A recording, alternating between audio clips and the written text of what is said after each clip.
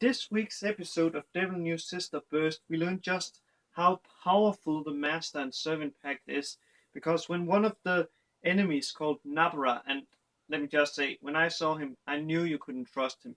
And he shows that even in this episode, where he basically fires on one of his own allies, Gallo, the guy who is the only one that has survived a fight with the war god, Jin, the father of Basara. He is really nasty. He's really nasty. But when he tried to tell Basara who it was that basically sent him, because he is a coward, he's when he thinks he has the upper hand, he's like really nasty. But then when he is like the underdog, he's very very submissive and basically one who would cry for his life, even though he killed people who cried for their life. So yeah, but when he tries to tell that, he explodes, and there's hardly anything left of him except for his blood.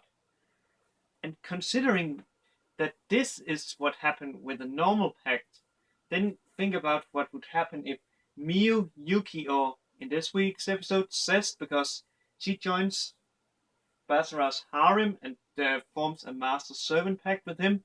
And the caster of this pact is Sheila, which means it's the same type like Miu's and Yuki's.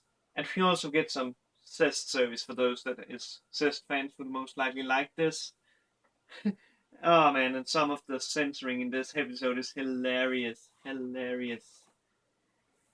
But as I was saying, this means that most likely if one of those three girls was to try to betray Basara, they would die from pleasure, which would mean their body wouldn't be destroyed, but their brain would be destroyed from the pleasure. So, in other words, basically become a vegetable. So, yeah, that's pretty nasty. And I think also that's what Basara realized at the end of this episode, because he was like, so that's the power of the Master and Servant Pact. Also, there was death flags for Miu and Basara in this episode when basically before they go to the demon realm, Basara takes and put a scarf on Miu and basically says some word that, if you in this context, she is that is actually seen as a, what is it called, a death flag. So yeah, and let me say it like this: when he got hit by that beam that also hit Gallo, I thought he was a goner because there was basically that the frying sound. However, I forgot one thing, which most likely is the reason why he survived, and that is the Master Servant Pact. Not what I'm saying. I mean, of course, banishing Shift from his weapon, Brunhilde. So yeah, really interesting.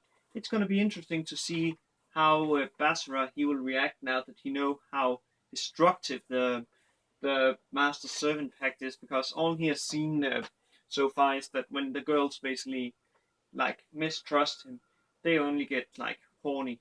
So yeah, and also Zest kisses Basara in this week's episode. Isn't this like the first time Basara kisses a girl? Isn't it? I'm pretty sure he has never kissed Miu. Let me see, Yuki, Kurumi, Maria, or any of the other girls. So yeah, interesting. Really, really interesting episode. And when that is said and done, have a good day, night, wherever you are, and I'll see you later. Cheers, guys or girls.